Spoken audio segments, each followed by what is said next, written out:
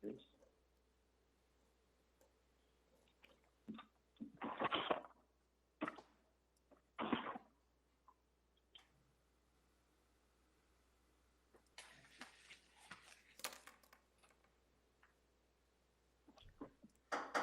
Okay, everybody, I'm going to start the meeting, and I've been wearing our mask here at City Hall, and I just want to, I'll be taking it off now because we are social distance, but just want to reinforce with everybody to make sure when you're when you're in your facilities and working with your committees, etc., remind everybody the importance of continuing to wear your mask and keep social distance. And with that, I'd like to read the Aboriginal Acknowledgement. We would like to acknowledge the land in which we've gathered as the traditional territory of the Kootenai, Silix and Sinix peoples, and as home to Métis and many diverse Aboriginal persons. We honour their connection to the land, rivers, and respect the importance of the environment to our strength as a community. And on that note, you know, we should get together one day and try and come up with a common Aboriginal acknowledgement. I noticed a number of us have different ones, so I'm always interested to know how we arrive at a different Aboriginal acknowledgement for the various groups within our community. I'd like a motion from Member of Council to adopt the agenda, please. Moved by Councillor Woodward, second by Councillor Renwick. All in favour? 1, 2, 3. I have 3 in favour. Councillor Cage, are you with us there?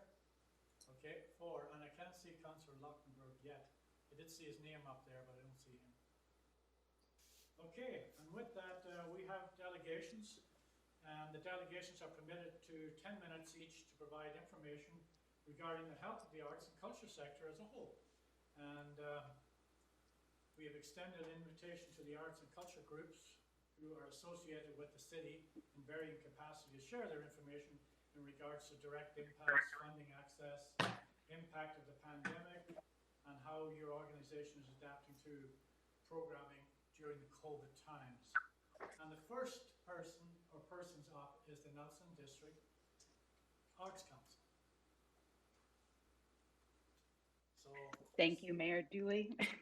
So if you don't mind, each one of you, when you are on deck, please just introduce yourself and who you're representing, because our meeting is being live streamed to the public. We all know you, but they may not.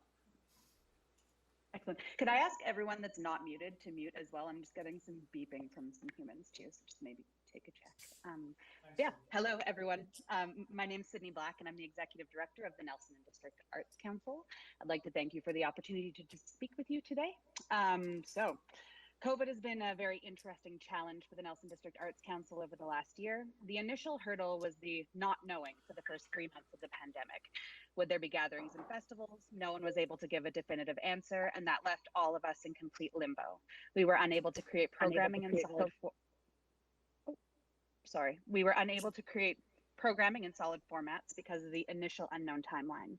Once it was clear that we were not going to be operating as normal, every organization had to redesign all of their programming and retrain all of their staff, specifically the ones who hadn't been laid off, while knowing that they would have little to zero income coming in.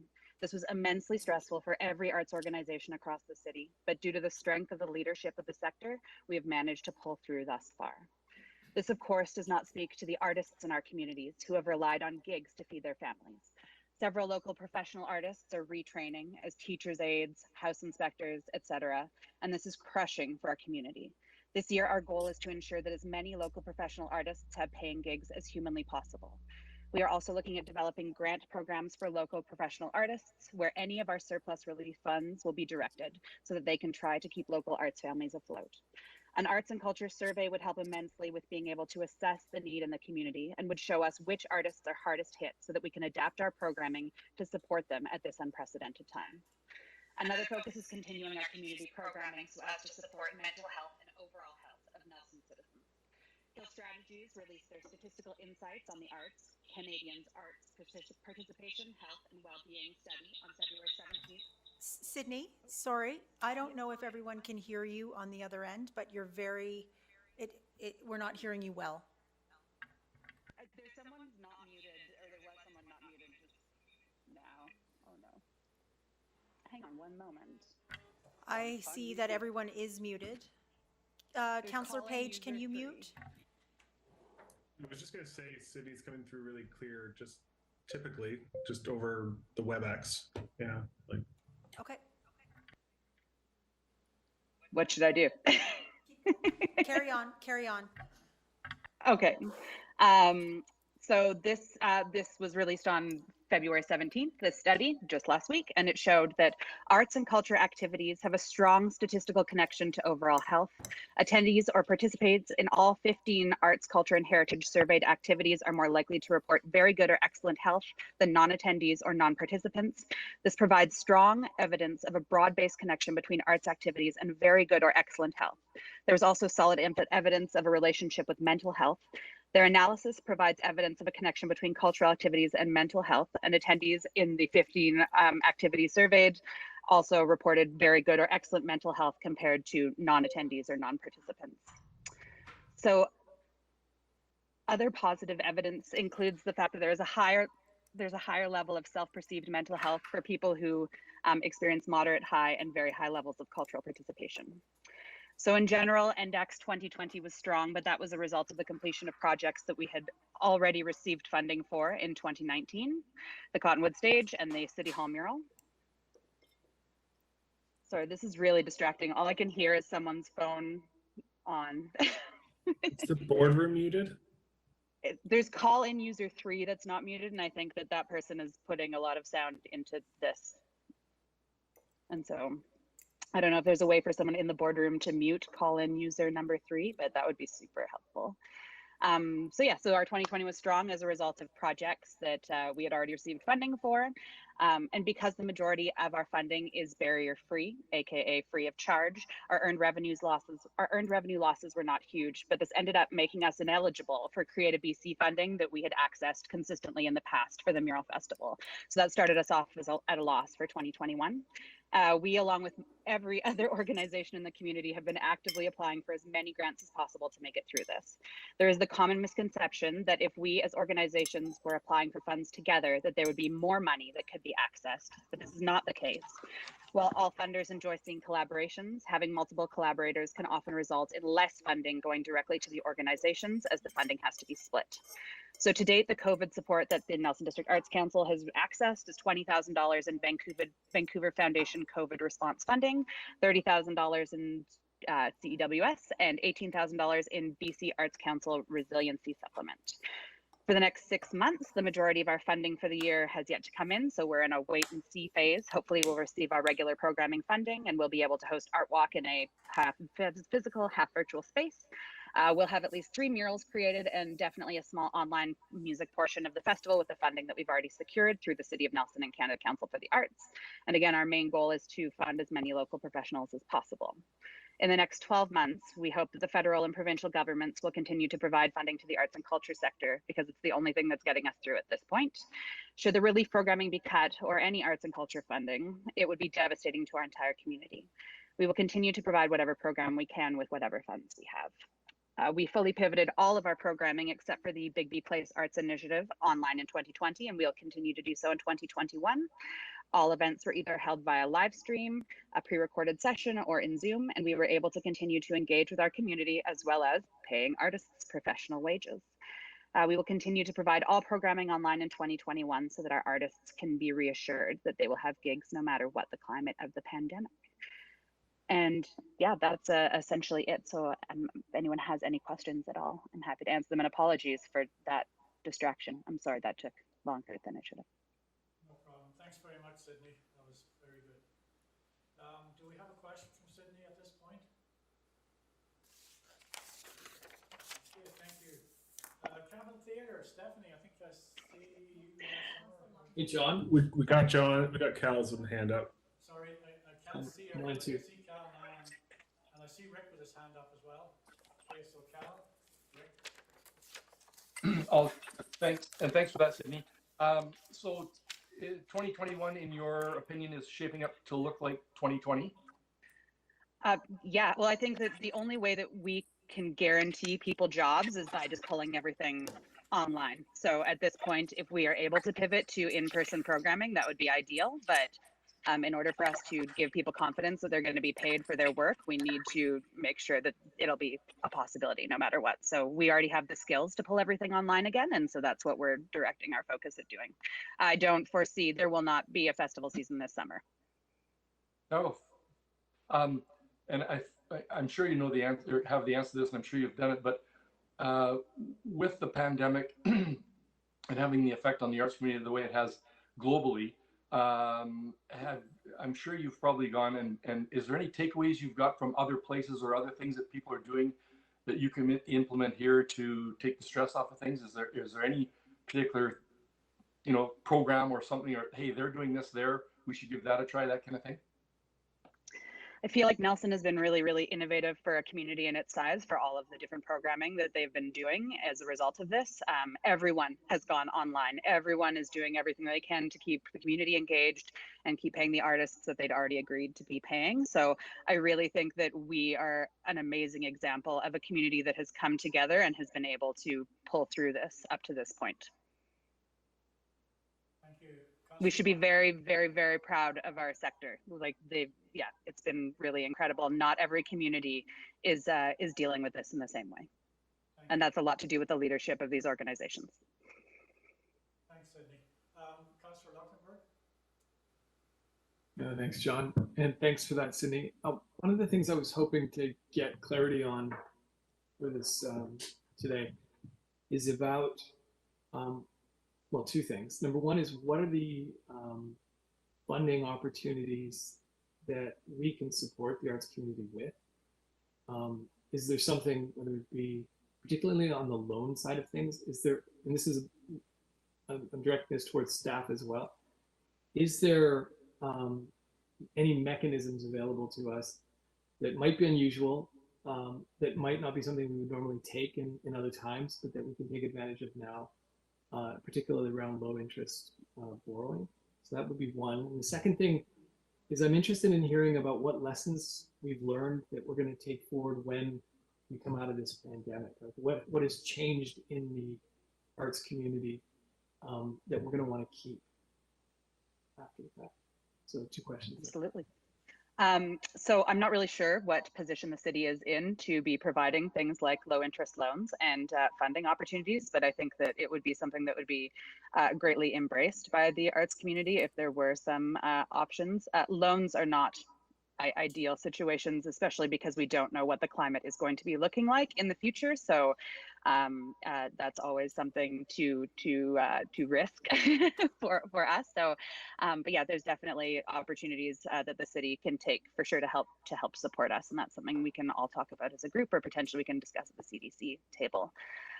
As for things moving forward, we've really learned that I feel like the digitization is not going to go away. And now that we've retrained all of our staff, purchased all of the gear, spent the last 9 months figuring out all of the bugs, how to restream, like it sounds so easy in theory to do this and just take it online. And it is so complicated and time consuming and requires so much extra staff and manpower and knowledge that I think that this is something that we will use moving forward. So we'll be able to do live streams of our in-person events and have larger, broader audiences. However, it is not like a financially, fiscally, it's not a way that we can earn large revenues. And every organization across the board, across Canada, is finding that live streaming income is not something. So it's not ever going to be something that brings in the big bucks, but it's something that we can do in the meantime and moving forward to maintain that connection and to kind of spread the word beyond our community. Thank you very much. Councillor Page. Along those lines of digitization, do we have any idea how many stakeholders within the arts and culture community have been taking advantage of, or if they're capable of taking advantage of the DER3 program and the tech resilience programs? There seems to be, like, there's low interest loans now being provided through the West Kootenai Investment Co-op of less than $3,000 for specific initiatives in connection with the DER3 program. And if we're on a digitization, I'm sure there's a version 2 of digitization, a version 3. Like, we could take some of these things a little further. are those stakeholders, practitioners, content creators, are they able to go through that program? Do they know about these programs? Are they accessing that skills development side of things inside of CAST? Are we funneling people over there in an effective fashion? I'm not sure. I haven't spoken directly with artists about the outcomes after their sessions with CAST. I know of a couple individuals who have gone through the program, but I really feel that a survey of all of the artists in the community is what's going to provide us the most clarity about what people actually need, instead of us thinking that we know what they need. Like, this is going to allow people on the street to say, I need $1,000 a month to be able to feed my family, or, and then we'll be able to really target those individuals and those different sectors and genres of art so that we can make sure that they have what they need, because the visual artists might not be suffering as much as the performance artists. But again, we don't know because we don't have any data. And so until we have that data, it's really challenging, because I've been asked this question over the last year and we just don't possess it. And so that's why there's such a strong case for us to create that data so that we can understand how to best serve our community. Thanks, Sydney. And also on that note, Sydney, many of our performers are not just dependent on performances in Nelson only as well, right? So they can be regional, provincially, and even nationally for that matter. Absolutely, absolutely. Thank you. Okay, I don't see anybody else with their hand up. I think we got our questions asked there. Thank you very much, Sydney. Up next. Thank you very much. You're welcome. And I imagine you're going to stick around, right? Yeah, thank you. All right, so Capital Theater. Hi, Stephanie Fisher, Capital Theater, Executive Director. To answer your questions, you stand out. So direct impact of COVID onto our organization, as we have reported, or I've reported in January. Of course, it's a loss. Like financially, we had like immense loss. Like we lost ticket revenues, concession revenues, rental revenues. We have a big loss in volunteers engagement because we are not open to the public. So that is a very significant loss for us as an organization that has over 125 volunteers actively being engaged, and it's a loss for the volunteers not to be here to engage with us.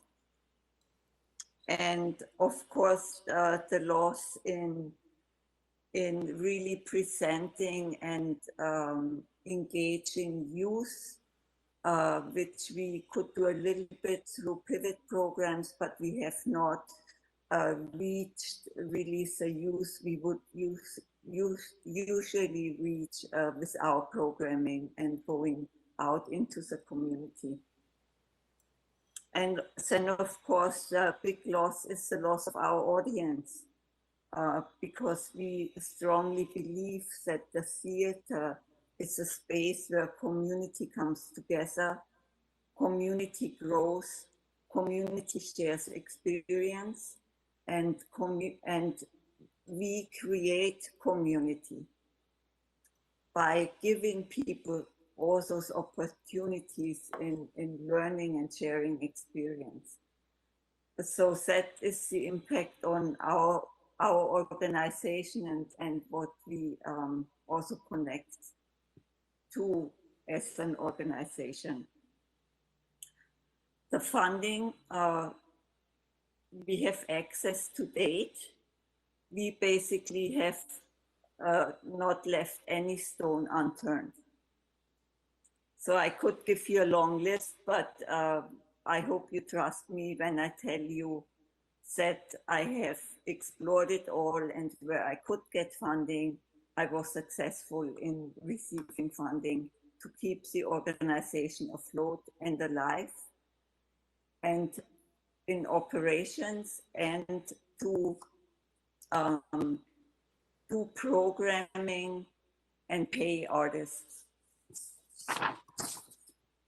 how do the next 6 months and 12 months look like?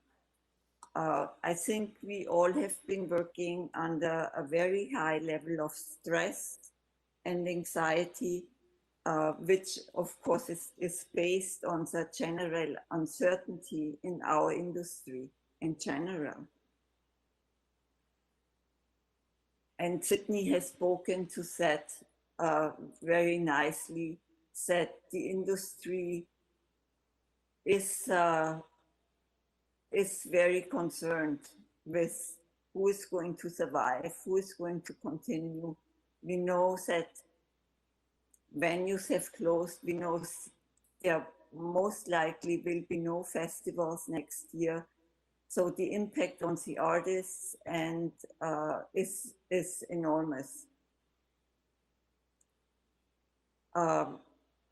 For us at the Capital Theater, our operations, we will be okay for sure for the next 6 months, because you were asking how the next 6 and then 12 months will look like. So the next 6 months will be fine with the funding we were able to access. And we expect that we might need financial support depending on the vaccine rollout. We might need financial support starting in October of 2021. We expect in the industry, like in our live performing arts industry, that we will have an 18 months recovery time after vaccination before we will be back to normal audience turnout. So that is based on several national surveys and also a survey we did as through the BC Touring Council just at our last meeting. That is kind of what people are thinking. How did our organization adapt its programming and pivot in response to Covet? Not unlikely what Sydney has already spoken about. We started a digital pivot very early on. It became pretty clear from after researching pandemics that we are going to be in for the long haul. So we created pretty quickly alternative programming and invested up to date around $15,000 in new equipment. And our staff is engaged in online and in-person training to gain some new skills in filming and editing. We were one of 3 theaters in BC that delivered our online Canada Day last year in July. So we were kind of pretty nicely ahead of the curve. And we also didn't ditch our summer youth program, but we produced instead a 2-hour film instead of being on stage with an on-stage production. We created a homegrown series. I don't know whether any of you had a chance to watch any of our online programming. And we now have full capacity in creating professional videos. And we are starting to rent our facilities to groups and artists to produce dance and music videos. We are right now producing our Indigenous Culture Celebration. We are producing 8 videos that will be a great resource for community and schools. With our many partners, we are engaged with that celebration since 6 years. We continue to seek opportunities for alternative programming, such as BC courts and extracurricular activities in partnerships with schools and studios. And yeah, a poll has shown that 85% of live performing arts venues now have engaged in some sort of virtual programming. Here, with our programming, we have an average of tickets sold between 25 to 100 tickets. And we acknowledge that there's probably more people watching, but that the tickets we sell, the tickets are cheap. So the income from the online streaming, there are a few dollars, but not very much. We have done fundraisers to keep us afloat, and we will continue to do that. So we also know if we want to keep, like you were asking, Rick, what are we going to keep from what we have learned through the online? And for us, in order to keep the digital programming, live streaming, we know we need technicians. We would need another position that is really with us full time to do that kind of programming. It's intense, it's labor intensive, and it's time intensive to put together a video or something that is a product that is ready for streaming, that's professional. It takes days, and the editing process in itself is, as you might know, pretty elaborate. So predictions, I don't know. So that's answering your questions. And of course, there are many other things we can think about what the city can do, like being an advocate for us, trusting us, doing service agreements, looking at what we are doing and increasing our operational grants to more realistic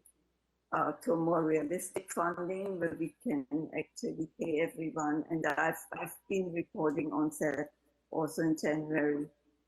But as an advocate, I think maybe you could also engage the regional district and see how you, the city and the regional district could work together to create more funding for the art sector, because many of our artists also live in the region, and many of our students who participate in activities are from the region. We can, of course, I receive funding from the regional district, and that is great, but it's pretty insignificant if we look at the overall budget we have. So there would be some opportunity for support. So thank you. Thank you, Stephanie. Any questions for Stephanie? Councillor Luchtenberg, go ahead. Stephanie, very quickly, the that new position you talked about to do the video production or video post-production, do you envision that to be self-funding? Will you, I assume you charge for the service, or do you see it as being a net expense? I see it as an expense, because if you do self-charging, I know that, you do something like that in the Okanagan or in Vancouver, it costs you $5,000 or $6,000 to produce a video of a performance. And of course, nobody here would be even able to get close to paying that amount of money. So it would need to be a subsidized position. Thank you. Councillor Woodward? Thank you, Mayor. So, Stephanie, have you had socially spaced in-person events during the last year? Yes, we had 5 events between September and October last year, and they were all sold out, 50 people. Yeah. And how many people could you fit safely in a socially spaced event in the capital? By public health order, we were allowed to have 50 people, 50, 50. in the theater, and we have a capacity of 426. So, is that feasible to continue to do in 2021, or are you going to continue to try to have some of those kind of events? We will absolutely, as soon as we are allowed to have audience in the theater, we will continue to do that. But we will also continue to live stream those events, like either live stream or record and then stream. Thank you very much. Thank you for your presentation. And Councillor Page is up next, but I just wanted to mention something. On the time side, we'll have to try and keep the presentations as tight as possible, but at the same time, I don't want to stifle the conversation.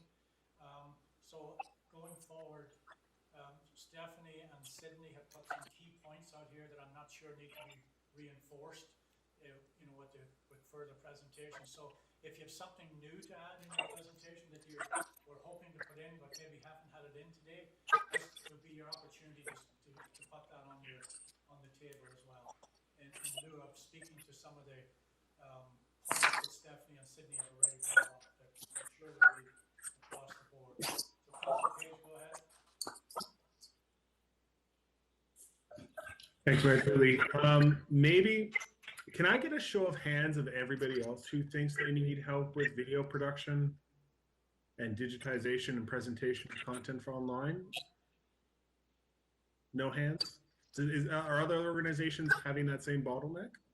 Because I do know what you're saying, Stephanie, on the professional side of things, but is everybody else able to get things online without, or do the training that's needed to get things online? Okay. Well, Thank you. Thanks very much, Stephanie. one hand. Okay. Oh, sorry, Councillor Renwick has his hand up, as did Sydney, I think. Yeah. Go ahead, Councillor Renwick. Thank you, Mayor. Stephanie, just a comment and then a question, if you don't mind. Yeah.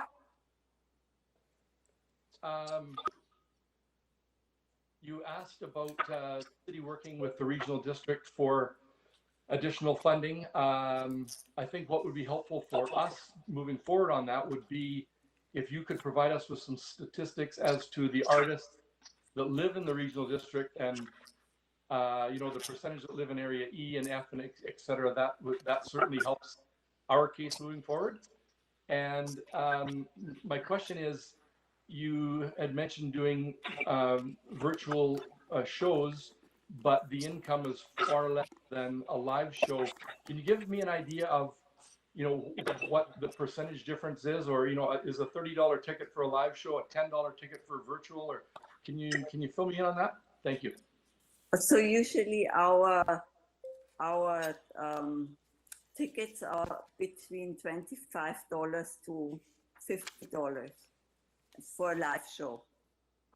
We usually have our smallest houses are around 180 people, and then up to a full house. So if you think that we pay a certain artist fee depending on the artists we are providing, and usually we come out maybe $2,000, $2,500. Sometimes we lose with our presentation, so it's kind of a balancing out between like the loss, the grants we get to present touring artists and to present artists and pay artists, So we have to balance that out. So I guess in answering your question, that the effort we have been putting into doing the streaming and what we get out of it in terms of money is insignificant. It's maybe $125. Like if I take everything off that needs to be taken off, or it's a break even really at this point with the programming support we have. Like I would say it's a more or less break even. I'm trying, of course, not to go into a deficit right now. We thankfully had a good year last year. We had $35,000 profit. So I have been putting that towards like those type of programming and operating. Thank you, Stephanie. Thanks. But yeah. Sydney, did you have a question or a comment? No, you're okay. All right. Onward and upward. Thanks, everybody. So we're going to move on to the Nelson Area Economic Development Partnership, and I think I've seen Andrea there somewhere, and Tom. Andrea's name is on the screen, but I don't see her at the moment. And Tom Thompson's name is also on the screen, but there she is. Okay. Hi, Mayor Dooley. You got the floor. Thanks. I was under the impression we were here to listen. You're on the agenda, so that's fine. If you're here to listen, that's even better. Okay. So then we move on to Touchstones. Andrea, sorry, it's Kevin here. Andrea, can you just maybe speak to how economic development has identified this sector as one, how recovery support and the initiative from, or the suggestion to do that work with the college on understanding or getting the data that Sydney had spoken to a bit earlier? Yeah, absolutely. Happy to speak to that. So the Nelson Area Economic Development Partnership in the fall had a strategic planning session to talk about strategic priorities for the upcoming year in terms of economic recovery. And so that work was informed by our advisory committee, which is made up of members of council, CF board members, chamber board members, as well as private sector. And we invited a couple of extra folks to the table this year, including Whitewater, Hume Hotel, Sydney was there. And so that discussion was used to inform priorities for the upcoming year. In the past, sectors that we've supported have been general business retention and expansion through a number of initiatives. And in recent years, there's been a bit of a focus on developing our technology sector. We surveyed the participants in advance of this session to say, what sectors do you think we should be providing some extra support to in the upcoming year?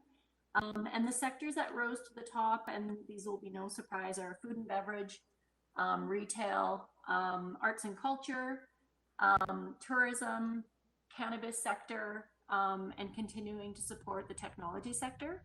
So the NAEDP sector identified tourism's fairly well supported and resourced. We want to continue the momentum to support the technology sector, but we felt that both the food and beverage sector and the arts and culture sector were really key industries for our community and are being hard hit by COVID. So we wanted to put a bit of extra attention around support for those two sectors. And so connecting in with the arts and culture sector, I'd say with many of the folks around this call, what we heard from them is that to really help their sector, what they need is access to information. So an understanding of the economic size and impact of the sector, an understanding of how the sector has been impacted by COVID, and recommendations in terms of how to support the sector moving forward. So that's what Sydney touched on earlier. And so we do have a quote from Selkirk College's Rural Development Institute on doing a study of the sector. And so their quote came out around $30,000, and it was to understand those three pieces I already mentioned. They would pull together a team with support from the Rural Development an innovation chair, Sarah Breen. They'd have a full-time student intern working on it, and then they'd also have support from a project coordinator. They would look at doing primary research and secondary research. So some one-on-one interviews, online surveys tied together with secondary research. It wouldn't be a study to the extent of the one that was done, I think, about 15 years ago. That used economic modeling that was done by a consultant out of Ontario. So it wouldn't be that elaborate. But the feedback from Sydney and Joy and others is that that would be super valuable in terms of understanding the impacts, accessing funding and grants. You know, it's a way to quantify the impact, and also just to understand the value of the sector, and where best to focus efforts to recover from COVID-19. Thank you, Andrea. Questions, Councillor Page? Just so I get it clear in my own head, is it the consideration that we're getting the meat of what we need from this pared down version, or is there value in a more extensive and elaborate approach, or are we not really getting a lot more bang for our buck by going bigger? That's my first question. Sydney, do you have a response to that? Well, there's definitely like discussing the emotional impacts of arts and culture is also hugely important. So looking beyond the economic impact would be valuable, of course, for us to truly understand, you know, how we are affecting people and how important we are. So yes, going deeper is always you know, better. It gives us better data and a better understanding of what we're working with. Councillor Woodward? Thank you, Mayor. Andrea. Hello. Hi. Hi. So, I think it's important too to recognize that, you know, I know we're all striving to get to what we consider back to normal, but that might be a very long, bumpy road. And a lot of the science is coming out very recently is saying that, you know, with the advent of variants coming in and the unknown ability of vaccine to handle variants, I think it would be prudent to consider maybe a sort of short-term towards recovery, mid-term, long-term recovery plans, so that, you know, with luck and hope, you know, 2022 might be half decent, but it might not be. So I guess I'm saying that, you know, as we're trying to develop these recovery plans, to have them have room to flex, and, you know, to say, you know, 2022 might also be another long year. There's absolutely no guarantees that, you know, vaccines coming and we're all saved. There's just no guarantees. So I would just say that would be prudent to have some of that built into these future plans that we're trying to develop here. Yeah, agreed, Councillor Woodward. And what I would say specific to the arts and culture piece is, again, from my conversations with the sector, the sense is having this data is really a foundational building block for any of the work for them to be doing moving forward. You know, there's other things we've talked about. Is there opportunity to look at partnerships between private sector and arts and culture? And that's certainly something we could explore. But in terms of priority level, what we've heard is let's get the data first, and then build on to that in terms of specific initiatives that can be undertaken by the sector on its own, as well as by supported through economic development. So Andrea, if I could just, in support of what Councillor Woodward is saying, so going forward with this plan or this idea, if we were to base too much of our information on what happened in the past, it may not prepare us very well for the future. Because the new normal, as Councillor Woodward mentioned, may be entirely different. Like, we're seeing the impact today, as an example, on the movie industry, where streaming is, the order of the day, and there's more and more companies getting involved in that. And will that be the future? As an example, we don't know yet what the future holds. Like we all like to hold on to the past because it's a comfort zone. But in this conversation, it would really matter if we were looking at, what's on the horizon that is the new economy, potentially in the arts sector. Yeah, absolutely. And I think, that's something that could be built into the scope of this research, or maybe that's an additional component, is what are best practices, to go to somebody's question earlier, what's being done around the world in terms of arts and culture. And I know that's something that Selkirk College often will do, is do a bit of a scan of what's being done at other places in the world and bring that information back to us. So again, I would defer to the people in the sector in terms of whether that's going to be of value, but that's certainly something that could be a part of this research. The other thing I'll mention too is absolutely the landscape's changed and the new economy is not going to look like the old one. But I think what we've heard from the sector is often when you're applying for grants, when you're trying to show the value, that's usually one of the first questions that's asked is, what was the size of the sector before? What has the impact been? So there's still value in doing that measurement, because it often is a factor in terms of accessing support and funding. Yeah, absolutely. Thank you. Councillor Page, did you have your hand up? I was just wondering, we've had the discussion a few times about the economic impact survey for the arts and culture, and there's a bit of a discussion here now about maybe what would, a version 2 or a version 3 of that look like, or some additional components look like. Maybe it might be helpful to get some clarity on what those questions would be and what dollar figures would be attached if we were to go a little deeper in a phase 2 or 3. But my question is we're going through our typical budgetary process to kind of free up these funds for these asks. And this one specifically, I wonder if there's appetite for council, or maybe Kevin can weigh in if we can maybe get this approved a little sooner than maybe some of the other things, so that the NAADP can start getting that outreach. Those processes take quite a bit of time anyway, and I think it would be important, given the time frame and the urgency, that we give clarity that we will, yes, be going for at least the phase 1 and maybe even a phase 2. Is there appetite, or staff, can you speak to that, of our ability to free up those funds sooner and get that thing rolling?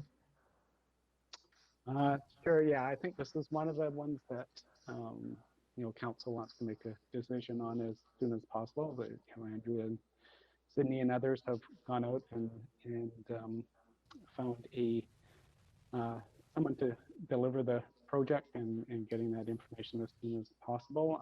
I don't know how long Selkirk's going to be able to sit around and wait for council to make a decision. So I think this is one of those places that you have. And yes, clearly with the recovery funding that we have, this is quite eligible and just needs approval from council.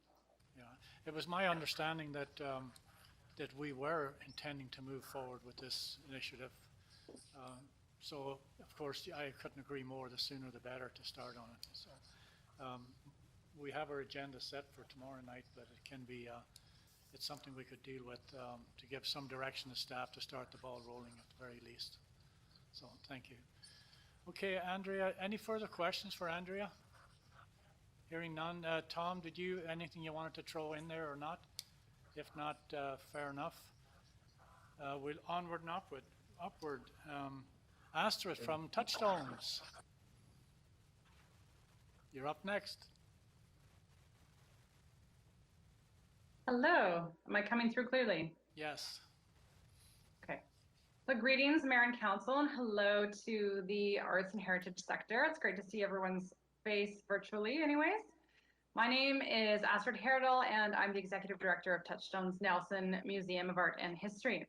And I'm pleased to be here to discuss the 4 questions that specifically were asked of us. So direct impacts of COVID-19 on Touchstones. So really, what was the biggest piece for us was that COVID-19 and the resulting financial impacts further revealed a vulnerability and an insecurity for Touchstones Nelson Museum, with our core operational funding from the City of Nelson not being guaranteed, it really puts Nelson and area's history and heritage collection in jeopardy.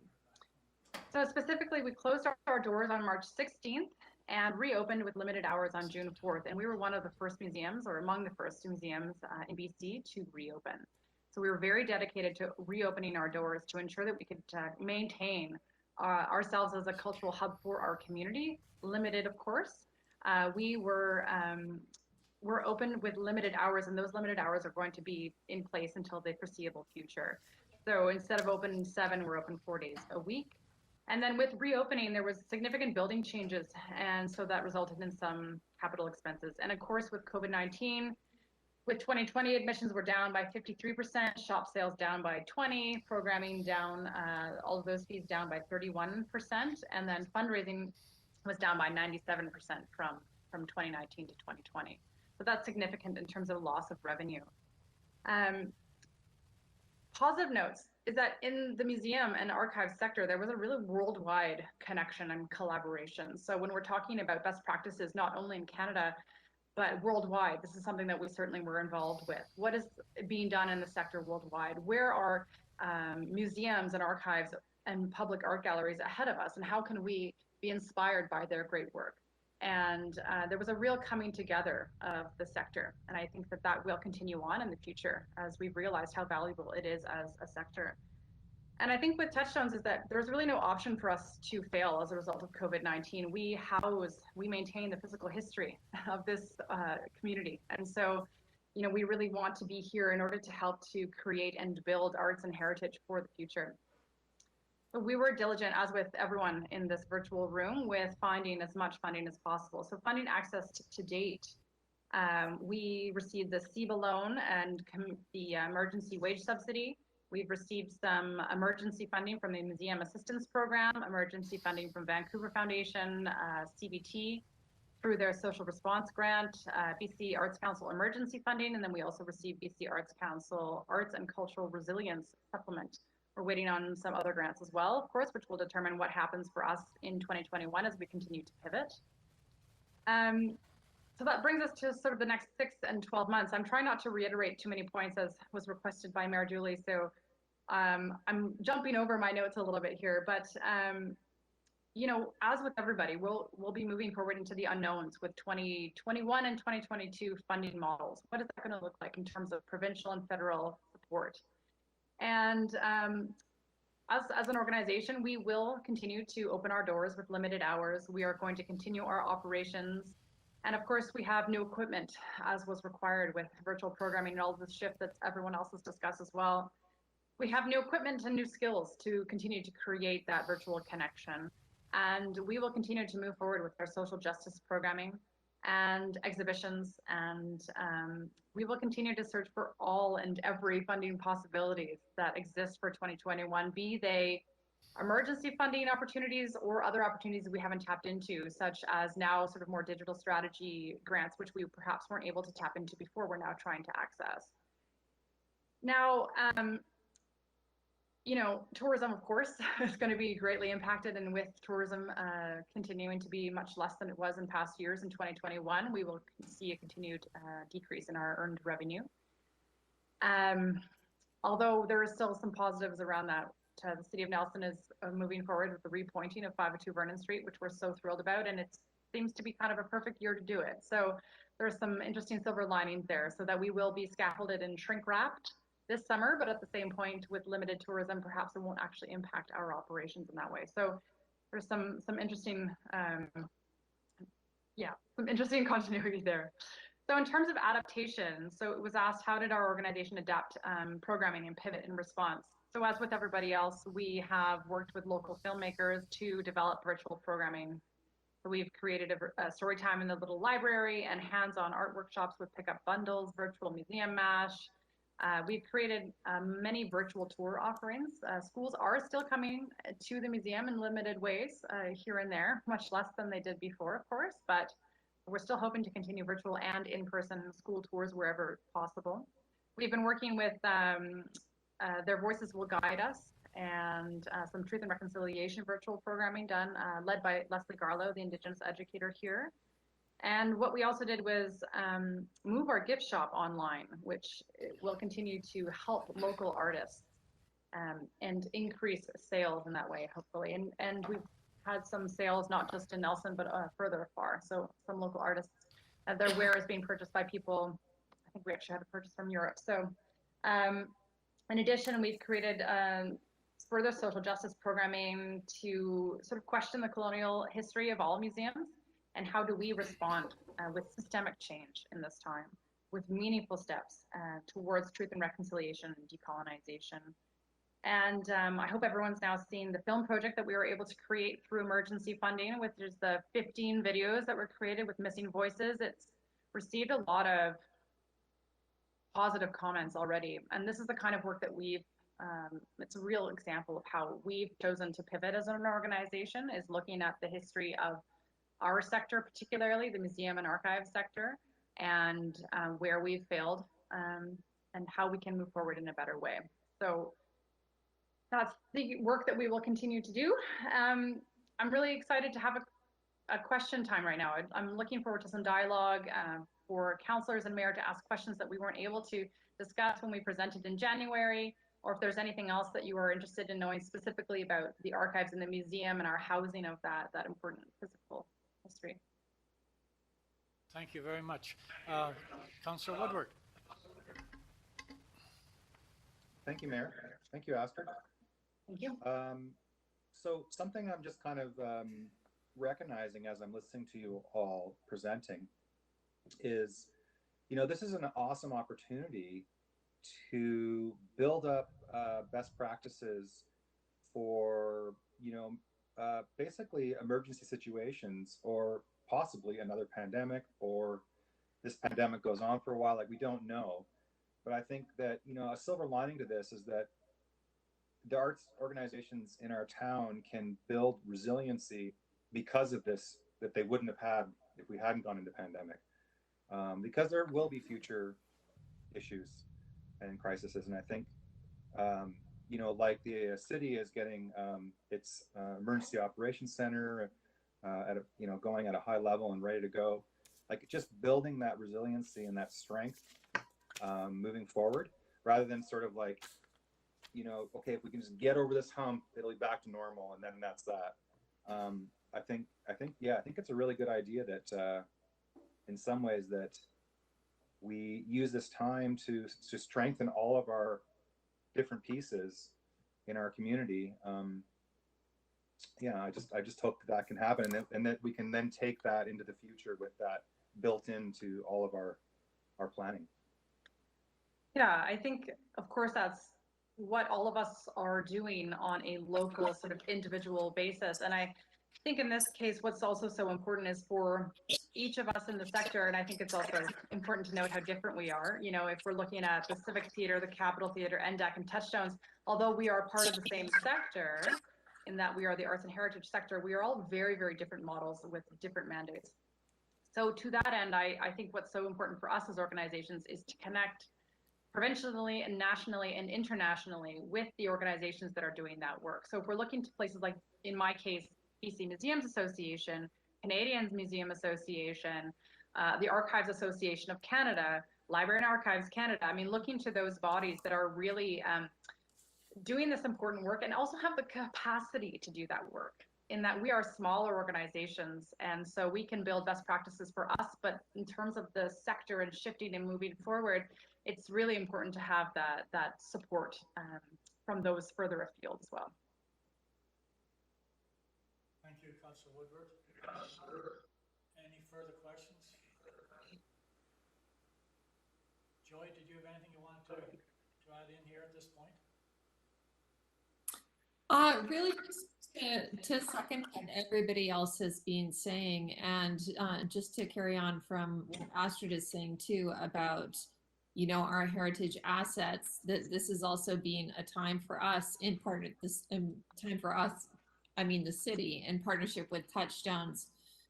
We've been working together on the city's heritage master plan, which includes over 100 statements of significance for heritage properties in our city. And this is wonderful because this is work that can continue regardless of COVID. So it is moving ahead. It's been something that we've had on our table to do for literally decades. And we're actually getting it done now, thanks to funding from Columbia Basin Trust and Heritage BC. We've had training for the statements. So I think that's also important, to recognize the importance of the heritage sector as well and the work that the city's doing with Touchstones. So thanks to that. Thanks to you, Astrid, for that. You guys have been fantastic. Thank you. And it's so exciting in a time like this when we can't gather as much inside together, of course, is bringing arts and heritage outside and bringing heritage specifically into the public sphere, as was done with the heritage objects being moved to Cottonwood Falls Park. Now anyone and everyone can see heritage in front of them, and really recognizing that it's all around us. It's not just the physical elements, it's the land, and how do we talk about that in a way that's really wonderful, inclusive, and involves the Indigenous nations of the region. So I think it's, yeah, I mean, I can talk endlessly about how vital the arts and cultural sector is and how much it benefits our community and the people in this community. So thank you, Joy, for those words, and thank you for the work that you do. Thank you. Yeah, thank you. And on that note, between yourself and Joy, we're working towards a new home for the Ladybird, which is one of your premier artifacts at Touchstones. And between the two of you, you've done a marvelous job in helping us get grant funding for that project. So, Joy, do you have anything more to add to that? Thank you. We're so excited about the Ladybird. It's something that, again, we've been wanting to do for years, and it's really felt like within the past year, we've made some real strides to actually making it happen. Yeah, the Ladybird is one of our most wonderful heritage objects, so we're so excited to be able to share that with our community. Thank you, Astrid, for your good work on that. Councillor Luxembourg. Sorry, just on that. Sorry, I'm multitasking here, but hopefully no one mentioned something that's embargoed at this stage. No. No, good. Okay, thank you. Councillor Luxembourg. Yeah, I mean, talk of the Ladybird actually raises a point that I've been wondering about for a while. This is the arts and cultural sector, and I wonder, I'd like to hear from you guys. What how do we define culture? And I don't mean this to carry us off into any direction. I want this to be really targeted specific, because we are talking about money and what role the cultural sector plays, whether it be in economic development or delivering value back to residents. And we've often been, it seems to be almost universally been talking about culture as an artifact of human society. But Astrid, I think you touched on very briefly, especially when referring to the First Nations work, that there's also a heritage component. Our landscape is probably the most important heritage, if not cultural, asset we have in this community. And it seems to be we get distracted by that. And we look at these material objects that are 80 years old and are missing out on assets in the landscape that are literally thousands of years old, and the stories that landscape has to tell. And I'd like to hear from all of you, if you can, but maybe Astrid very quickly from you, how important and how are we starting to refocus to look at the natural world as the ground of all cultural assets?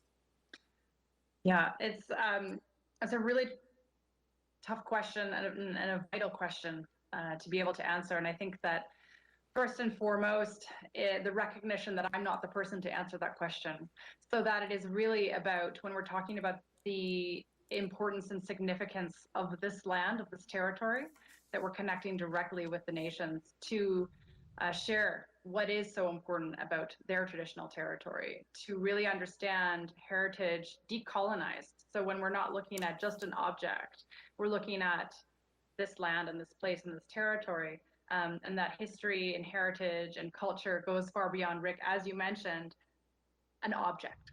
That's very limited in scope. And so, I think that the reason why we haven't dived into this in the way that we perhaps ought to is because the relationship building with the nations needs to occur first, and then we can work on those kinds of incredible programs that can exist on the land. And that's some of the work that we're doing here at the museum, and in particular with Leslie Garlow, who's the Indigenous educator at the museum, connecting directly with the nations and looking at every single program that we do now. All of our school programs are vetted by the nations so that we're not speaking out of turn, that we're not speaking of a tradition and a history that isn't ours to share. So it's I think when we're talking about this, Councillor Luxembourg, it's very much building relationships first, and then I think we can move forward in really exploring the depth and the breadth of this incredible land. Thank you. Stephanie? Thanks, Astrid. I think Stephanie has a hand up. Let's go on to that. Yeah, I think if we look at the landscape and our relation building with the nature of this land,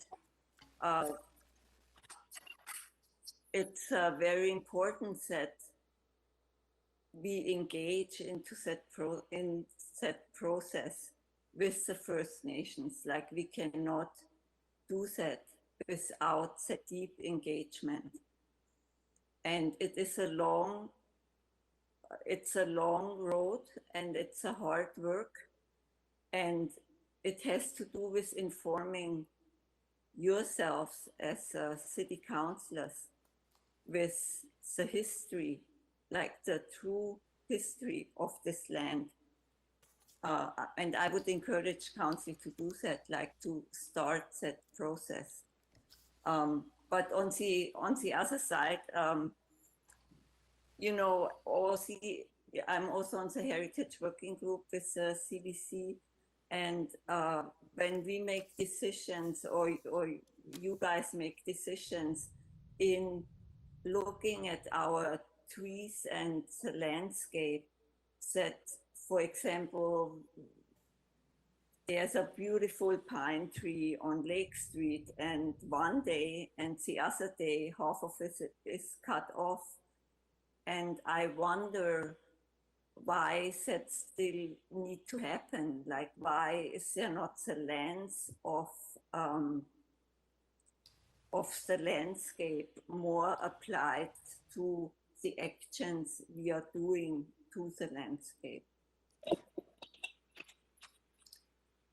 And artists like performing artists reacted to that since many, many years in site-specific performances. We have done a few site-specific performances a couple of years ago, where we were invited artists to interpret different landscapes that are important to that region, like the lakefront, Cottonwood Creek, and others. So we really have to think and do a lot of consideration of landscape, how it fits into arts and history of our city. Thank you, Steph. Yeah, I want to just follow up on that. Sorry, Councillor Luxembourg. Well, I was just gonna, I'm just pulling up too the city's comprehensive cultural policy too, and I'm just gonna cut and paste to just show that, culture can be broadly defined, but within our sector, within the CDC and the arts culture sector, we do have a quite specific definition of what we're working with. So I'm just kind of cutting and pasting that out of our policy, and I'll stick it in the chat for everybody to look at the specifics. Thanks for that, Joy.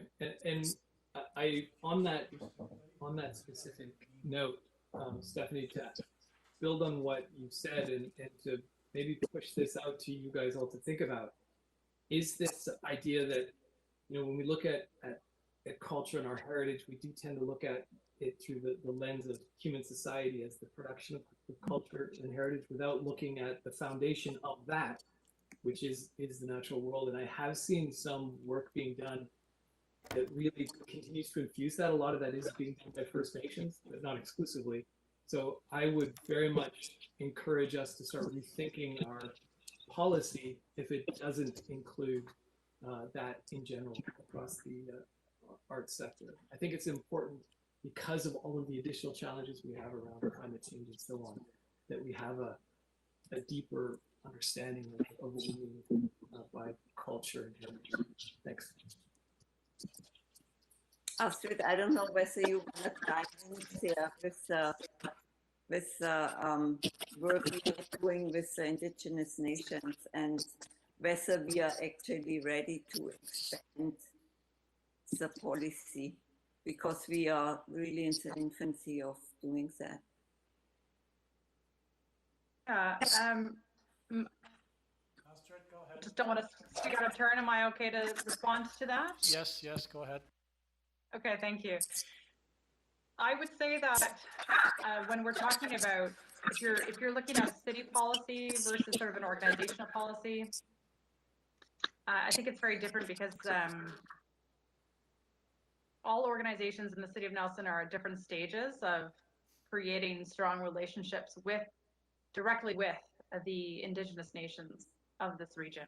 And so, as we've sort of all spoken about, that's the very first step, is to create those real meaningful relationships so that you're co-developing with the nations. You're not asking for collaboration, you're not asking for feedback, you're co-developing.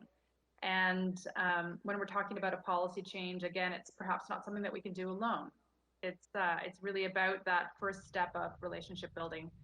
And I would say that this is a much, much larger conversation that I believe should certainly be discussed, and I would be happy to have another meeting to discuss it, but I don't think that we can fully embrace the decolonization of arts, culture and heritage, and the decolonization of policy in this setting, because it's a very important and very large conversation to have. And I want to think to Eleanor and her wanting to speak as well. So I really appreciate Councillor Lockenberg that question, because I think it speaks to a willingness and an excitement to move forward in a good way and to move forward with decolonization. And I think when we're talking about arts and cultural sector, we've done so much of that work, and we still have a long road ahead of us, but I think that we can do this collaboratively. I agree. I couldn't agree more, Astrid. It's really important that all of the right players are at the table as well. So in the past, maybe some of the decisions we made were made in isolation, and that hasn't turned out to be a very good thing either. So I agree with you wholeheartedly. As I mentioned at the beginning of our meeting, actually, one of the first things we should do is get together and figure out what our Aboriginal acknowledgement looks like, because we all have different ones. And that's an example of how you arrive at these decisions in isolation, and ours is completely different than, as an example, the library or the Capitol Theatre, and maybe even yours, Astrid, for that matter. So we have a lot of work to do, and we need to do it. We can't do it in isolation, that's for sure. Thank you. Councillor Page. Thanks, Mayor. And I think that's all good work to get a bit on the same page with that consultation. But I think we also will be called upon to maybe, when we're having those conversations, ask those representatives of those tribes and those people that were here before what acknowledgement would look like from them. Like, I think that's part of the challenge is we might want to look and say what does wording mean to us in the front of our meetings, but a question underneath that is what would they actually consider acknowledgement, because it may not be a phrase at the start of a meeting or a unification of a phrase across multiple meetings. So there'll be some interesting conversations that I think are exciting. Yeah, that's exactly where I'm going with this, Councillor Page. So all the players need to be at the table when we make those decisions, for sure. Okay, any further questions for Astrid or Joy at this point? Thanks for your good work, and it's exciting to see what you mentioned about Cottonwood Falls.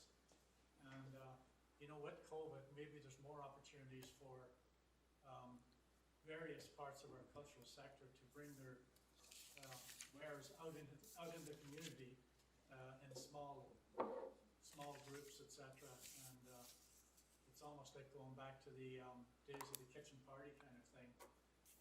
We have a neighborhood in our OCP. We define various neighborhoods in our community that potentially we could look at those opportunities to deliver small gathering performances and maybe exhibitions in whether it's Rosemont, Gyro, Fairview, downtown, or the waterfront, uphill, as an example going forward. Those may be opportunities to develop some other programming as well.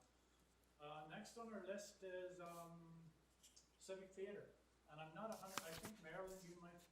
Sorry, I think Civic Theater, and I think Marilyn, are you the presenter? No, I'm presenting today, John. I don't have a name before the title of who's here, so I'm just. So who's no presenting? worries, it's Eleanor. Oh, okay, very good. Thank Can you. everybody hear me? Yeah. Can I just? I'm wondering sorry. if it'd be possible for me to share a slide deck as well for my presentation. Can we use this moment just to take a little? I just have to do a couple of things before my family comes home. Can we take a little moment, 5 minutes, while you get ready, Eleanor? Sure, that's good by me. If it's all right with everyone else.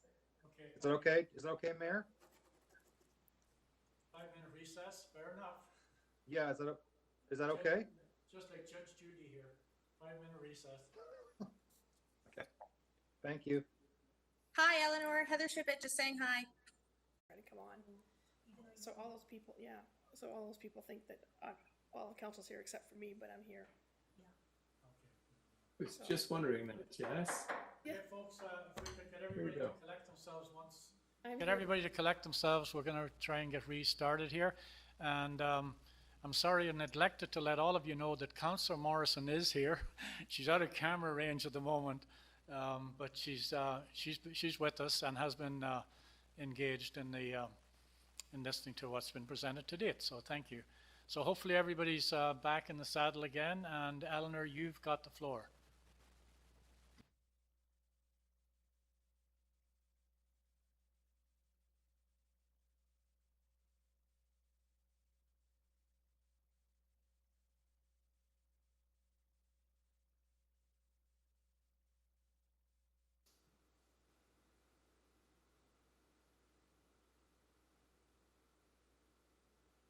Sorry, I couldn't figure out how to unmute myself all of a sudden. That was presenting an interesting problem. Thank you so much, Mayor Dooley. And thank you all so much for inviting me to present today to talk about the impacts of COVID-19 on the Civic Theater. I'm aware that of all of the presenters today, I'm the only one who wasn't part of, sorry, 1 second here.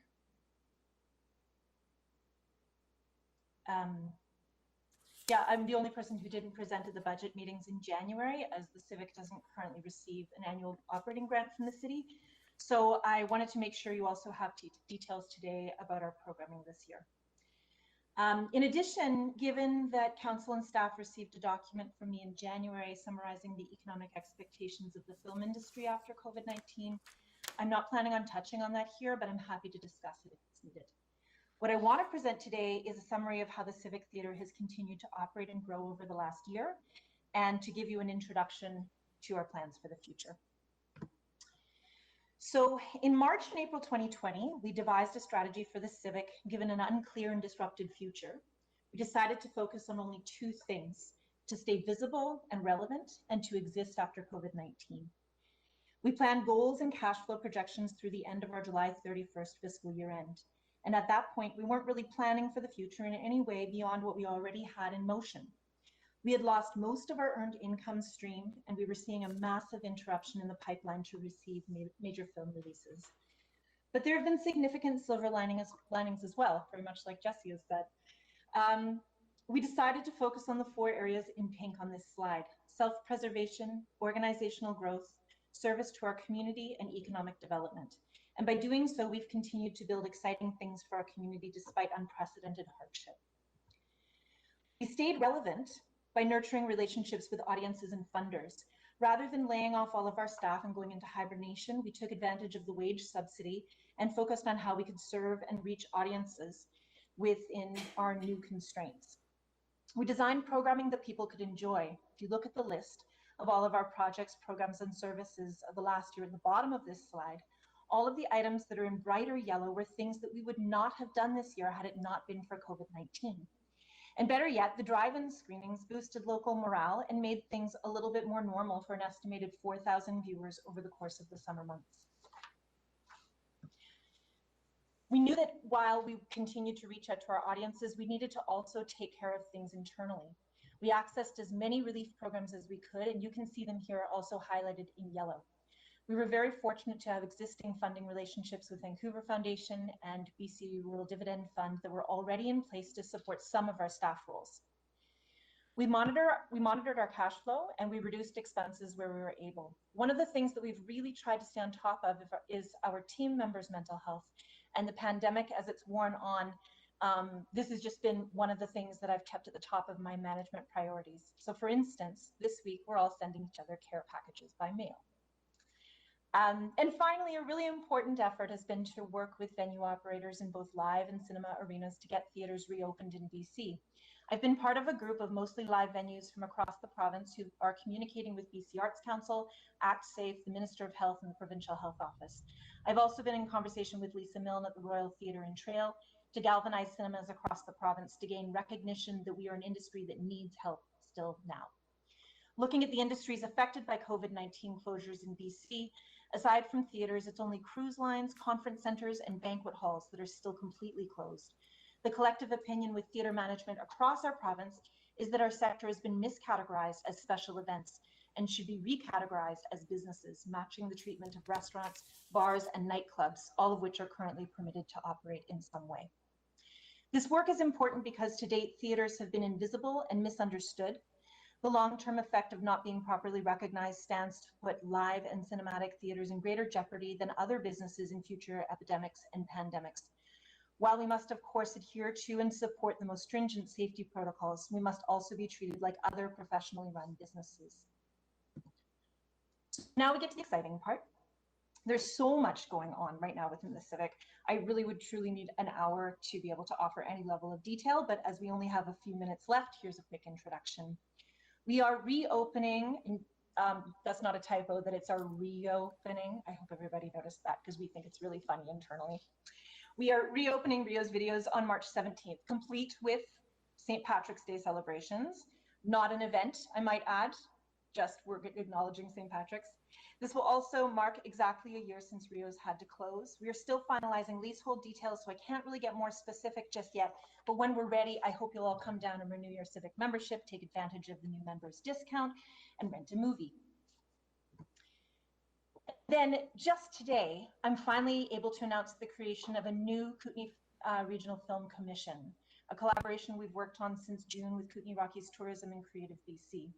A posting for a new film commissioner will be out today. As you'll see on this slide, if the Okanagan film industry is an indicator, with its $48 million impact just last year, this collaboration brings enormous potential for our community and our region to support screen-based industry workers and create more jobs overall. And finally, we are continuing to write grants and appeal to our members and donors for renewal and operating support. And in the middle of all this, of course, we're continuing to fundraise and plan for our capital project. So on this screen, you'll notice the addition of virtual reality in the list of things that we're planning. With the new Rio's Videos, we think we may have some space for a virtual reality screening room, which is a whole new exciting direction for us, still very much within our purposes. We've made funding requests to acquire high-end VR equipment, and our intention is with that room to program VR cultural content by Canadian and international artists, as well as travel and tourism pieces transporting users to places around the globe, much needed right now when no one can go anywhere, and possibly for therapeutic experiences like meditation. And so as part of our emerging commitment to VR, we've recently applied for a grant to work with The Only Animal, a BC-based climate action theatre company that brings arts and artists to the front lines of the climate emergency. If funded, this film will be directed by Nelson-based Vietnamese-Canadian filmmaker Linh Trinh, with mentorship from award-winning adventure filmmaker Agathe Bernard.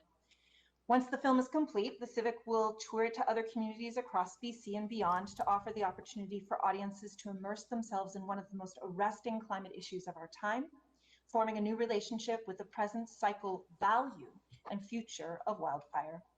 I'm also examining the ways that projects like this can build income streams for the Civic and for the artists we work with through residual income or royalty pools. So in summary, our future is bright. We have a lot to do to complete our capital project, which will help us with our future bottom line significantly. But in the meantime, we're doing the things that a charitable cultural organization should do. We're serving our community, we're responding to cultural, economic, climate, and technological cues, and we're working to build our viability for the long term by ensuring that our funding and our programmatic portfolios are diversified and capable of responding to change. We see these things as being central to our future, continuing to grow local and regional impact, and also building national and international reach through things like the Film Commission, the RAIL program, that's the Rural Arts Inclusion Lab, the commissioning of new work publications like our planned biannual Regional Film Industry Magazine to launch this coming year, and our film festival, which will now be realized after COVID-19 subsides. We see ourselves as a lighthouse, not just locally, but as a beacon in a number of initiatives where so many people need support and hope. And in addition, we're excited to build our role as a production and commissioning partner on smaller projects for now, but as time goes on, this area could become more substantial. And finally, we're a significant local employer, and we see our work now to be to foster collaborations with artists and build the Film Commission. Pre-COVID, we employed 20 people, including 8 youth. As our programs and services continue to grow, I did a little bit of a back of the envelope count, and I estimate that we may be seeing up to 40 team members working with us in the not so distant future, not including our volunteer pool. One of my key strategic planning pieces at the moment is figuring out how to grow our capacity to hire more local workers and to pay them living wages with annual cost of living increases. So in closing, while I know today is not a budget meeting, time is passing and I plan to make a request in January, so I figured it best to just bring it up today. I hope that Council will consider a request for a $5,000 operating grant this year. This support will open avenues for us to request much larger amounts in core operating support from provincial and federal sources, and without it, these doors are just closed. We would put this funding towards ensuring that locally employed civic staff are paid a living wage. It's important to us to know that we're continuing to prove our team's compensation at the theatre, and core funding will help us do that. We'd like to continue to professionalize our staff and support them in the long-term work with us so that we can reduce attrition and the costs associated with it and build our local, national, and international reputation as a cultural media arts center. And that's all I have to say today. I've looked forward to a conversation. Thank you all so much for your time. Thank you, Eleanor. Now, if you don't mind, Eleanor, if you bring down your PowerPoint, good, thank you. Now we got. No worries. Excellent, thanks very much for doing that. Now we got most everybody back on the screen now. That way I can, when I see a hand go up. Okay, so the first one I see is Councillor Woodward. I have a question too. And then Councillor Morrison. Thank you, Mayor. Eleanor. Yes. Thank you. You're welcome. I was just wondering, like, what, can I ask how this Rio's collaboration, like, what would it look like? It's not a collaboration. Sorry, I'll let you finish your question. Go ahead. Oh, I just was wondering, like, how would a customer access the videos? The same way as you access videos when Rio's was at its previous location. You can walk in and rent a video. We are working on an online system so that people can kind of pick it more like Netflix and come down and pick it up after having looked at that. But we haven't got that in place yet. With the reopening, we're really hoping, we're just working with lowest hanging fruit.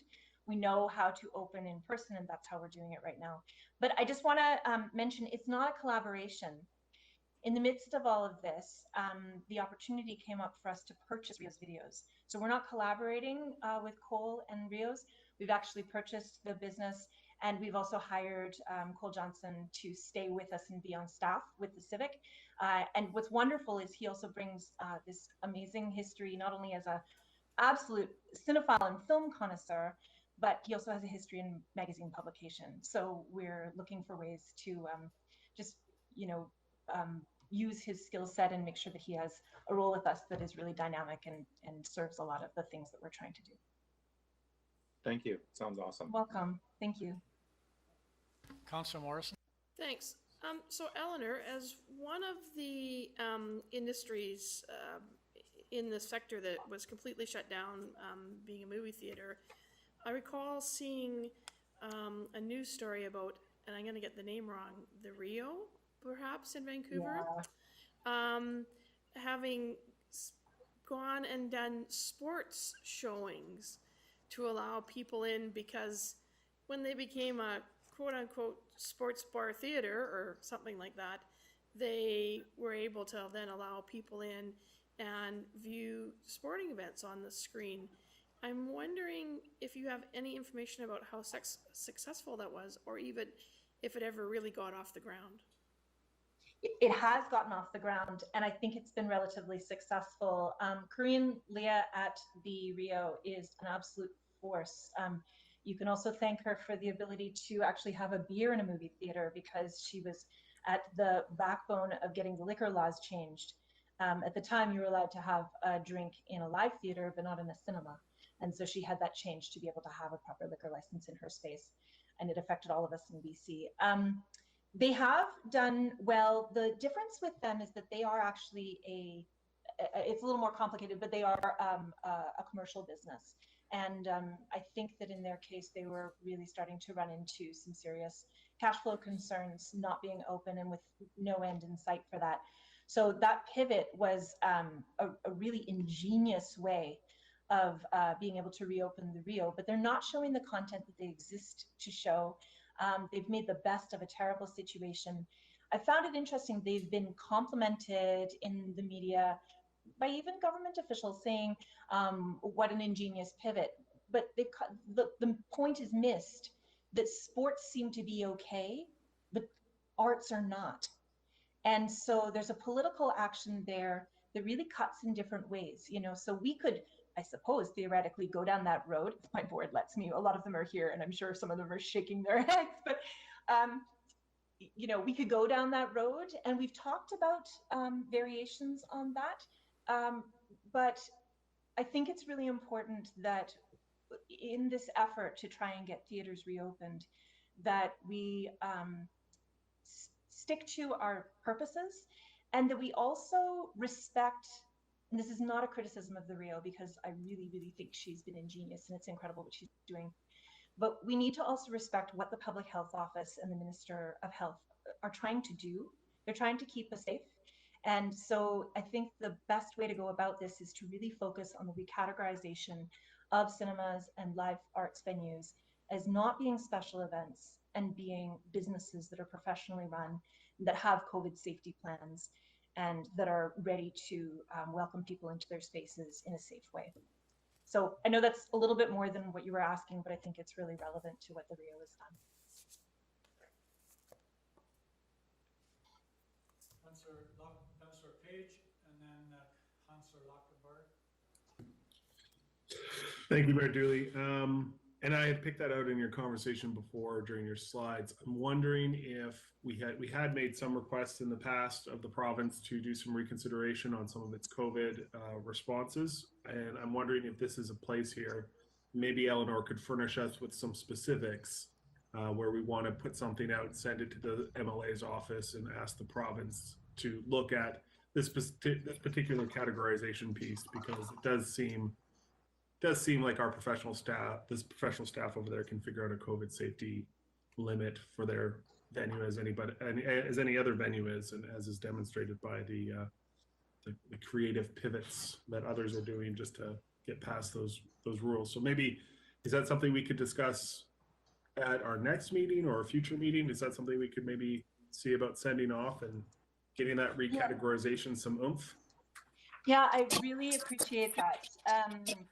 Just to give you a little bit more detail, and I won't go into great detail about it, this venues group, this consortium, we've met pretty much weekly for quite a while now. They actually had an audience with the Deputy Assistant Minister of Health this past week. And what happened there was this Deputy Assistant Minister said that There was a lot there that she didn't know about our ability to be safe and the economic impact of our sector. I think that was one of the other things. Like, my point about us being invisible is a really important one. I think, and not just cinemas, but arts in general, we're not necessarily seen as having the economic impact that we do, and it's substantial. It's really big. And there's a Capicoa report that just came out a couple of weeks ago about December to December, from December 2019 to December 2020. In terms of all of the industries that are falling below where they were before, and I'm sorry, I'm paraphrasing this badly, arts, culture, and entertainment and heritage are a full 10% lower in their rebound than tourism in the sector across Canada. So like, we really are in a truly perilous state.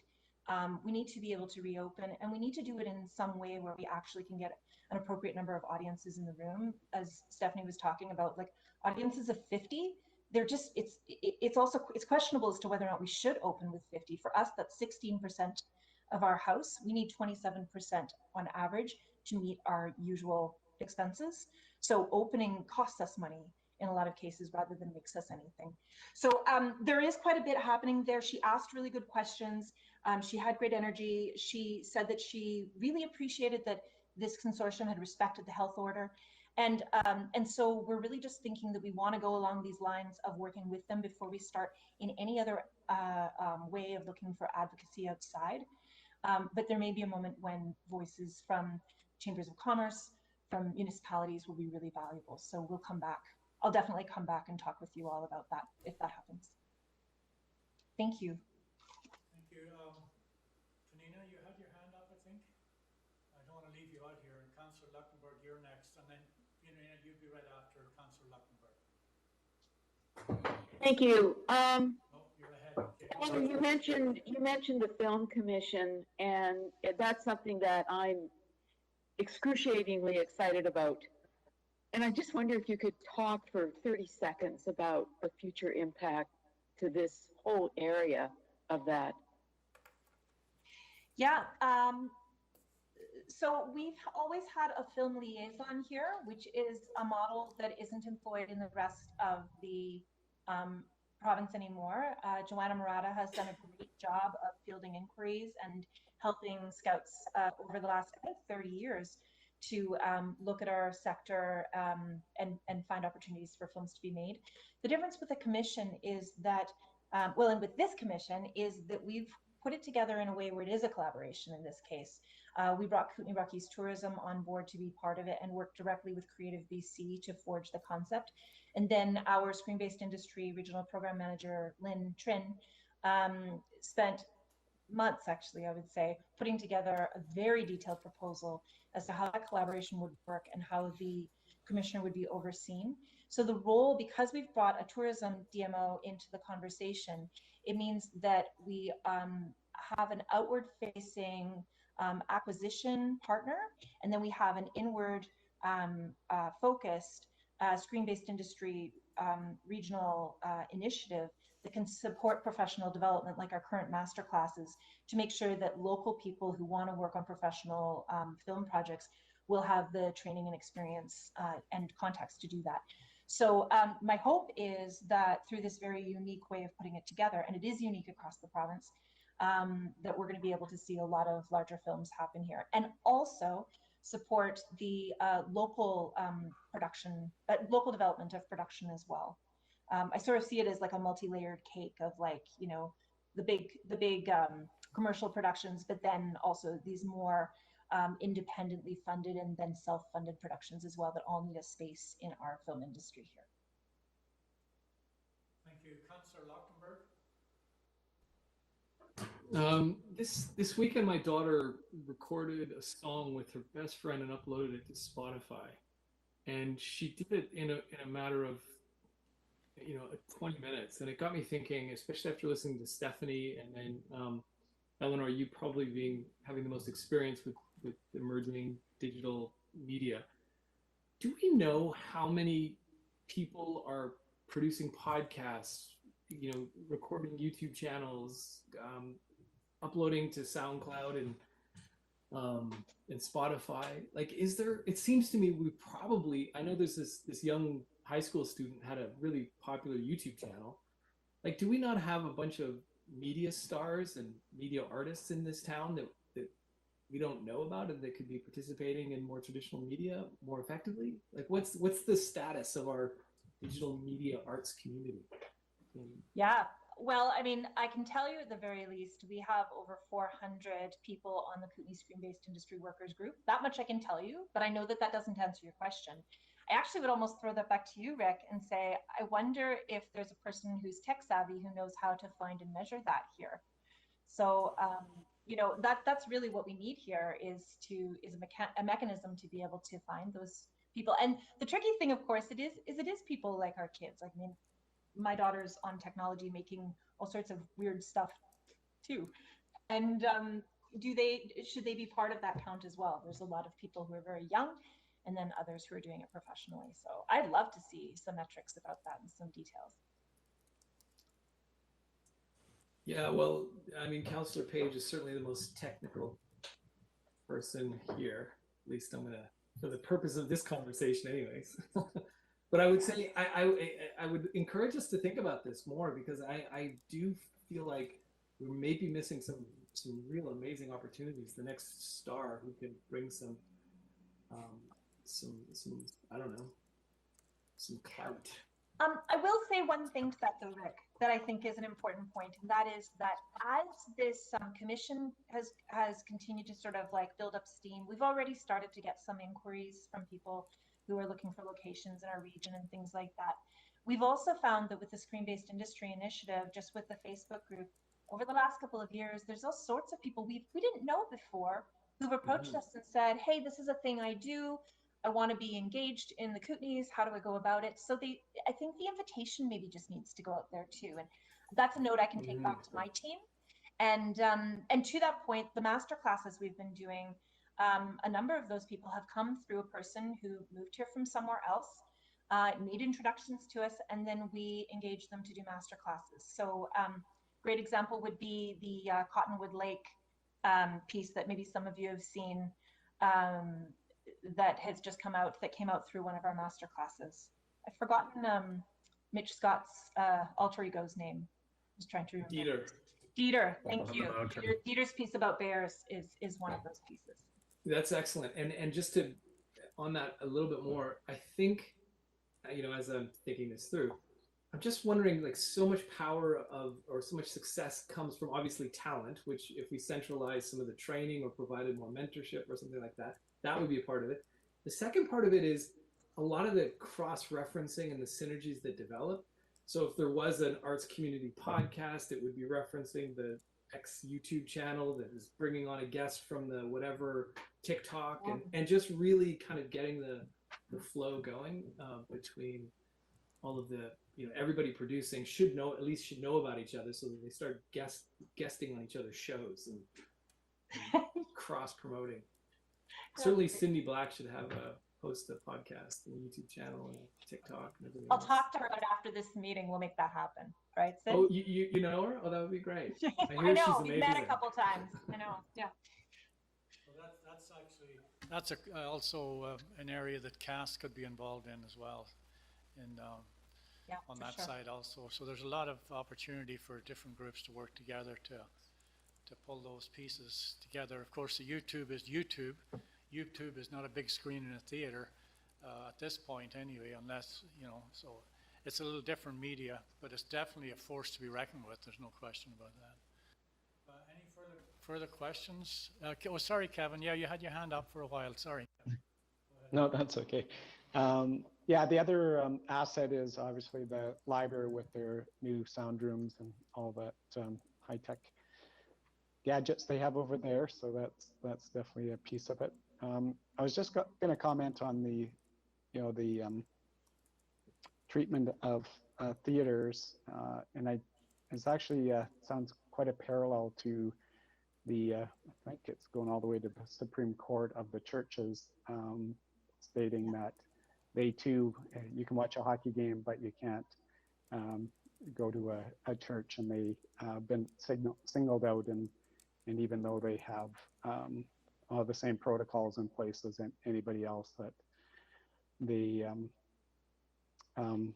have been treated differently, and I think they won at the BC Court of Appeals, or the one level of the court, so that definitely will have a impact, and that's something that you probably want to stay in touch with. I know I think the province is still challenging that, but the judge certainly didn't buy their argument, the provincial government's argument, very, very well. And those parallels to others being able to do the exact same thing, I think has been pretty tough for the government to defend. So keep that in mind. And certainly, all the mayors and chairs across BC meet with our minister every month or so. So these are those lobbying efforts that can be brought to that table. So don't leave local government out of the picture. And the access we have to ministers is unprecedented of most organizations. Thank you, Kevin. That actually, both of these notes in this meeting, I will take to that venues group, because I think we've just been following what the direction we've been getting from the people that we've been meeting with has been.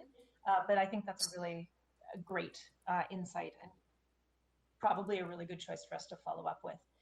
I also wanted to mention one of the things I learned in our last meeting is that the PHO actually has a group of people who review places where the order has inadvertently caused some level of distress or problems. So it tends to be things more like they cited overdoses or family violence. This isn't necessarily one of the things where they see as being like the most urgent, but there is this department that oversees just reviewing their choices, and so my hope is that this will be one of the things they're reviewing soon. But I will come back to the city and ask for your help. Yeah, I just want to follow up what Kevin said. So each month the Premier has delegated his ministers to connect with local government, and it's been mostly the Minister of Municipal Affairs, and it's Minister Osborne right now, and they have been absolutely outstanding in their in the work they have done to communicate with mayors and across the province. And they've broken this province up into a number of regions, and we're in the southeast corner. And believe me, on those meetings, the cultural ramifications of COVID on the cultural sector have come up, been brought forward by myself and many others well ahead of me on the list to talk about the challenge that are being faced. If any one of you has a particular point you want to send forward to me, I actually have a meeting coming up tomorrow, believe it or not. You're more than welcome to send me a point. Don't make it too long-winded, because I'll do that for you. So, but you can send me a couple of notes if you wish, and I'd be more than happy to bring them forward to the minister. And the more they hear about our plight, your plight, the more opportunity there is for potentially some resolution or maybe a greater awareness of what's happening.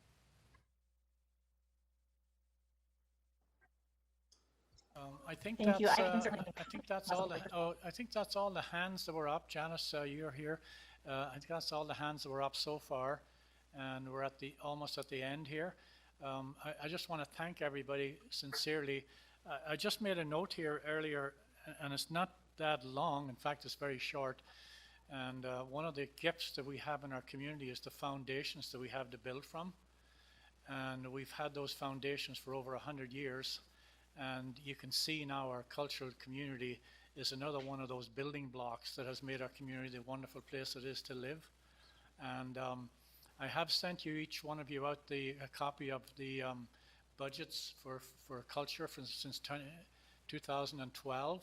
And I just want to send out a shout out here to Councillor MacDonald, who was at the table. I was mayor at the time, and since that particular point in time, we have invested heavily in the cultural sector, more so than was ever done in the past. And we're up now in the millions of dollars, actually, or close to it at this point in time. And I'm very proud of the work we've done in the past. But I think we're at a crossroads in our planning for the future. And I wouldn't say that crossroads means there's going to be less. I believe it's going to be more. we're going to rely more on the cultural sector to drag us out of COVID when we do get back to some kind of norm. But I'd have to side with Councillor Woodward and Councillor Lockenberg here that norm may not be the norm going forward. And I would encourage all of us that our thinking needs to be a lot broader than thinking about getting back to having 200 and 400 people in cinemas in the near future, or in any of our facilities for that matter. What is the media going to look like? What's the cultural product going to look like going forward? And let's think out not only 2 years, but let's be thinking 5, 10, 15, and 20 years. And some of the information that I'm reading currently, there's a shift happening. And I think we'd be doing ourselves a disservice to lean on the crutch of what we had in the past. I believe the future is very bright for all of us. But without that sort of foundation that we currently have in our room today, we'll have trouble moving forward. So I want to thank you all very, very much for taking your time and effort to bring this presentations forward to us today. And I'd also like you to pass on the gratitude of council to all of the people that volunteer for you, for keeping some resemblance of your operations alive through this challenging time. And it has been challenging not only on the cultural sector, but in every other sector in our community. And Andrea, you know from the, and Tom, on the business side, it's been every bit as challenging in so many areas as well. Thanks everybody for being here today. Thank you to Council for participating, and a special thanks to your volunteers who, without them, none of us could make any of our good things happen in our community. And with that, I'd like a motion from somebody to adjourn. I just want to notice that Eleanor has her hand up. Oh, I'm sorry. Sorry, Sean. Eleanor, sorry, Eleanor. I've got about a dozen screens here, and I don't always see everybody that's on. Yeah, them, and, so, yeah. and I just, no, I totally understand. I first want to say we don't need to talk about this today, but just I can appreciate that there are a lot of extensive research at this point on it, because the work that I'm doing requires me to, lead the organization and make recommendations as to whether or not we continue with the programming we're doing or shift it away. So I just wanted to note, in my experience, what I have been seeing is that the financial model for major motion picture releases will never be able to survive if it doesn't go to cinemas.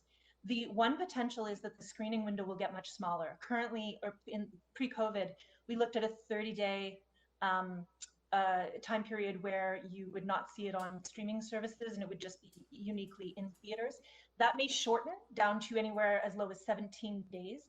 There's still going to be a unique period of time where films will only be seen in cinemas and won't be on streaming services. And we'll see that rebound, I think, once the pandemic is over. But if you want to see Disney parks or any of the swag they sell on things like Mulan or Moana or any of the, all of the Elsa and Let It Go stuff, the soundtracks, the theme parks, the costumes, none of that will be possible if it goes to streaming. And they tried it with Mulan and it didn't work. So I just wanted to make that point, because I do know that there's a lot of information out there. But just in my professional opinion, I believe that we will be seeing a very, very strong industry with cinemas going forward in the future.